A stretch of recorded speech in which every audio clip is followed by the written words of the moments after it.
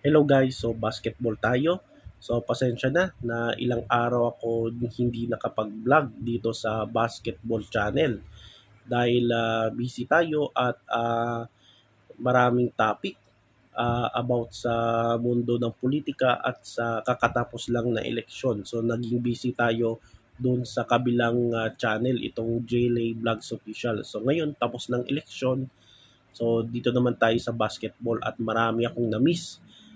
Marami kasing happenings dyan sa mundo ng basketball gaya na itong NBA, kung saan updated tayo muna sa NBA, sa Eastern at Western Conference Finals kung saan naglalaban ngayon yung Thunder versus Timberwolves kung saan tinambakan ng Minnesota Timberwolves itong OKC Thunder sa score na 143 to 101. So alos 42 ang lamang ng Timberwolves laban dito sa Thunder. So despite of this ay lamang pa rin yung OKC with 2-1. So ang kanilang next game ay sa Tuesday, May 27, habang itong New York Knicks versus Pacers kahapon kung saan panalo yung Indiana Pacers sa Game 2 sa score na 114 to 109. So ang laban ng Knicks versus Pacers dahil 0-2 na yung Knicks. So kailangan makabawi sila sa Game 3 at inyong laban nila ay bukas. So yan yung mga happenings, no? Diyan sa mundo ng NBA. So alam ko maraming mga Filipino fans dito na nag-aabang dito sa NBA. So yan, so punta naman tayo sa UAAP kung saan may latest na player na lilipat ng other university. Ah itong UAP kasi one of the biggest transfer in collegiate basketball history. Itong ay nasa UAP. So ngayon, ang latest player na maglilipat din ng other university ay itong si VJ Pre. Si VJ Pre ay parang reigning rookie of the year yan ng UAP season. Ano bang season si 87, kung saan nanalo siyang rookie of the year sa Far Eastern University, yung FEU Tamaraw. So ngayon, yung una kasi, nung una, parang gusto ni Pre na manatili sa FEU. Pero parang nasunod yung payo ng kanyang parents na umalis dyan sa FEU at lumipat na sa ibang universities. So makaraan ng ilang araw bago nilisan ni Pre ang FEU ay lumipat na ito, nag-transfer sa University of the Philippines, sa UP Fighting Maroons. So yan guys, ang latest happening dyan sa UAP. So bakit kaya itong mga players na ito, mga star collegiate players, ay lumilipat from their own school to other school? So bakit kaya itong mga player na ito ay lumipat? So balikan natin yung mga ibang player na lumipat from college to university, to university to university. So yan. Nung panahon na high school pa ako, so matagal na akong nanonood ng college basketball like UAP, yung mga NCAA. So nasaksihan ko yan lahat, yung mga nangyayari dyan sa college basketball. Pero nung mga panahon na yon ay bihira lang yan, yung mga ganitong player na lumilipat from school, from college to university, college university to university to college. So bihira lang ganun. Ah Kasagaran sa mga player na kadalasan sa mga player na lumilipat ay yung mga player na hindi masyado napapansin o nagagamit sa laro. So yan talaga yung mga player. So bihiraan talaga na isang 5-star player from college ay lumilipat sa ibang school. So anong intention? Championship, fame. So yan yung tanong dyan. Tapos, Yung mga kilalang player na alam ko na lumilipat ng nagta-transfer from other college ay itong si Robert Bolick. Si Robert Bolick ay una yan, taga Lasal yan. Parang kasama siya noon sa championship, kasama si Jeron Teng. Itong si Bolick, after ng championship season ay lumipat na ito sa San Beda.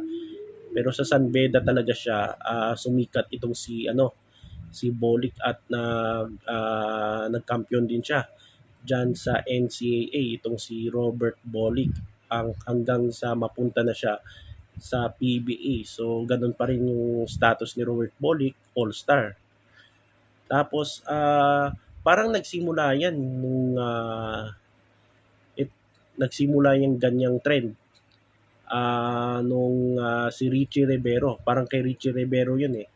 Nung lumipat siya from Lasal to UP. So dyan yata nagsimula yung ganitong mga star player from college ay lumilipat sa ibang school. Tapos yung kay Evanel, after natalo yung Evanelli, yung after natalo ng San Beda, natalo yung San Beda laban sa Letran, mga 2019 pa yun o 2020. So yun, after losing, natalo sila sa Letran, ay itong si Evanel ay lumipat na sa Lasal. Parang una gusto talaga ni Evanel na maglaro diyan sa Lasal, kaya naglasal siya at parang nakatikim din siya ng championship diyan sa DLSU. At alam naman natin itong si Evanelli ay may relationship siya sa anak ng dating presidente at yung asawa ng anak ng dating presidente ay parang team manager or athletic director ng DLSU, kaya parang no? Parang ganun na nga eh. Tapos punta naman tayo sa UP. So sa UP kung saan ay nakuha nga nila itong si Pre. Tapos nakuha din nila si Remogat, no? Si Remogat from UE. Star player to ng UE. So bigla na lang tayo na lumipat din siya sa UP at this season parang maglalaro na tong si Remogat. So ang average niya sa UAP season 88 ay 16.5 points, 7.9 assists at 6.4 rebounds, 2 steals nung nasa Red Warriors siya. Parang naging mythical team din itong si Remogat. So yan yung additional na player dyan sa UP. Ang isa pa dyan si James Payosing kung saan siya yung naging finals MVP nung nag-champion ng Sambeda with Jacob Cortez at kasama niya sila Alfaro dyan sa Sambeda. Tapos itong si Aldous Torcullas, parang yung parang yung paglipat ni James Payosing sa UP, parang may kapalit yan. So ang binalit dyan sa yung UP player na papuntang San Beda ay si Aldous Torcullas. So meron palang trade pala nangyayari sa college. Tapos si Rainer Maga. So makakasama din ni Remogat yung dating niyang ka-teammate sa UE na si Maga. So latest additional. Tapos isa pang transferee from Davao. Itong si RV Poyos, kasi yung Jose Maria College sa Davao yan. Kung saan eligible si Poyos eligible siya maglaro sa season 89 kasi yung UAP merong ngayon 2-year residency sa mga players na transferee from UAP schools. Tapos si Lasal naman. So sa Lasal meron silang 3 na transferee na medyo high profile na player. Una diyan itong si Mason Amos. Ito yung talagang pinaka ano talaga, one of the biggest boom, no?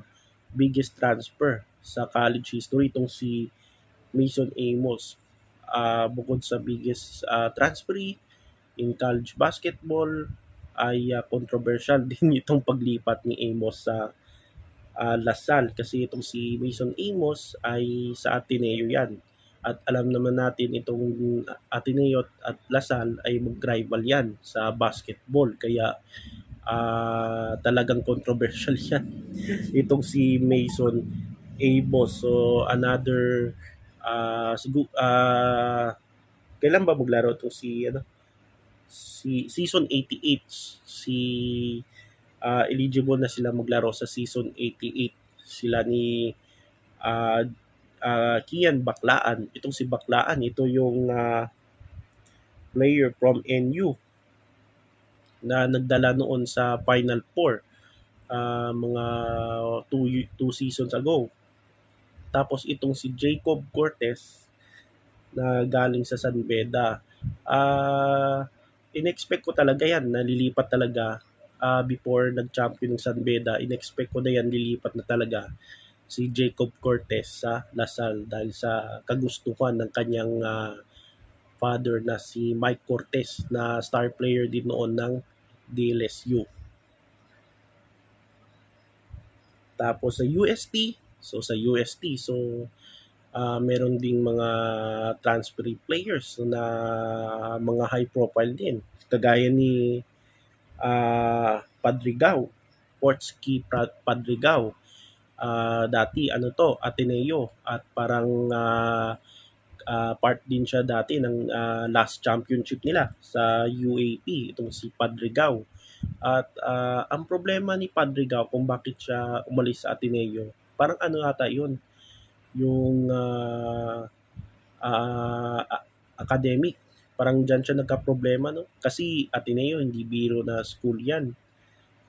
Very competitive na school yan, itong Ateneo. Tapos yung isa na si Kyle Paranada ng UE din. So, yan yung latest addition. Parang si Padrigao naglaro na last year. Pero si Paranada, parang ngayon season na ata ito naglaro. Then, punta naman tayo sa NCAA. Sa NCAA, yung biggest transfer din nila ay itong si Abando sa Letran. Pero si Abando one season lang naglaro sa NCAA at pwede pa naman siya maglaro sa NCAA kaso parang overage na si Abando. Kaya isa sa mga biggest talaga, biggest move, biggest transfer sa NCAA ay itong si Escamis. So si Clint Escamis ay from UE sa kanyang parang first year niya sa seniors basketball dyan sa UE, itong si Clint Escamis, pero hindi na siya bago dyan sa Mapua dahil nag-high school na siya, no? Naglaro siya ng high school dyan sa Mapua, parang kasama siya sa dati, yung championship ng Mapua sa juniors division kung saan parang naka-teammate yata si Policarpio at saka si yung si Paulo Hernandez na ngayon nasa PBA na. So itong si Escamis, nung paglipat niya dyan sa Mapua, ay nanalo siyang Rookie of the Year at MVP. At nakapasok pa yung team nila sa season 99 ng NCAA. Pero natalo sila ng San Beda. Yan yung season 99 ni Escamis. Pagdating ng season 100, ay nag-champion na ang Mapua at tinapos na yung 33-year title drop ng Cardinals. So yan yung naambag dyan ni Clint Escamis sa Mapua. Tapos itong binild, meron ding Parang sa UAP, ang parang pirata diyan yung ano, sinasabi nilang pirata yung UP, tsaka Lasal, no, namimirata ng player. Sa NCAA, itong ano naman, itong Blazers, no, St. Benilde. Kung saan itong St. Benilde ay nakuha nila si Allen Diwag na naging MVP, reigning MVP ng season 100. Itong si Liwag, hindi naman itong ano, hindi naman pipitsugin na player to. Star player ito ng parang ano siya galing noon eh, EAC. Tapos parang nag practice player din siya sa Gilas Pilipinas, yung Cadets. So yan si Allen Liwag. Tapos nakuha nila from San Beda si Tony Inot, Gab Cometa at Justin Sanchez. So yan yung nakuha ng Benil. Naka-finals naman yung ano, Benil, kaso tinalo sila ng Mapua. Parang na 0-2 sila laban sa Cardinals. So gaya ng UP at yung sister team nila na Lasal, ay itong Binil parang wala ding ano ito eh. Wala ding development na player, no? From high school, yung juniors division nila. So meron kasi silang basketball player from juniors eh, yung ano, Lasal Green Hills. So parang ano din yan ng Binil, itong Lasal Green Hills. Kaya wala ganong ano eh, development player itong Binil. Umasa lang sila sa yung mga player sa galing sa labas. No, parang wala no.